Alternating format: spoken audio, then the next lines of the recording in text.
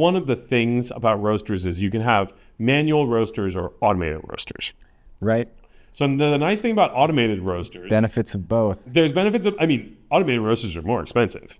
And when things go wrong, it can go really wrong. yeah. Like the drum door won't open, Right. and there's no Yeah. way to manually do it. Totally. Or like there's some like weird feedback loop happening in the PLC that you don't understand why it's doing what it's doing, and it keeps on like dropping the beans when you're like, what's it? Why? I didn't tell it to do that. Yep. So like when all of a sudden, if you're on a manual roast, you're like, I just need to like taste it and know it's done, and I can manually open this door and let it out. that's exactly. I can manually control the valve of propane to increase the gas and Totally. We end up buying automated roasters because what we're trying to do is we basically put a lot of work into trying to build a profile for a single lot of beans. And so this would be like, when I say lot, it's like a single harvest that we've bought from somebody. And so it can be anywhere from 2 tons, actually it can be anywhere from like 300 kilos to 2 tons to 12 tons.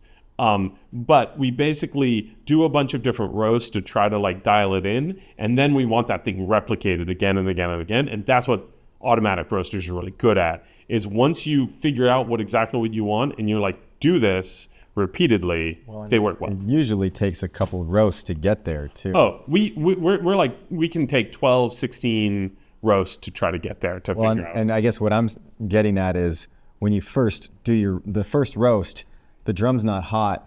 So you're going to have different parameters for the first one, unless you wait. We do. You let it heat up. We like heat it up. And I'm impatient. I do it by taste, and I have no problem with that. Well, and I would say I would say we're odd that way. I think most people roast to taste, and I think we do this thing where we like develop a profile and then we want it replicated again and again. Not like one is good and one is bad. It's just like different approaches. But you're right that like the dynamics of like the temperature in the room, like when it's colder in the room versus warmer in the room, and like when it's raining, all of these things will change the dynamics. I usually like to roast when it rains. Oh, interesting. For some reason. Well, this year maybe you've been roasting a lot then. We have.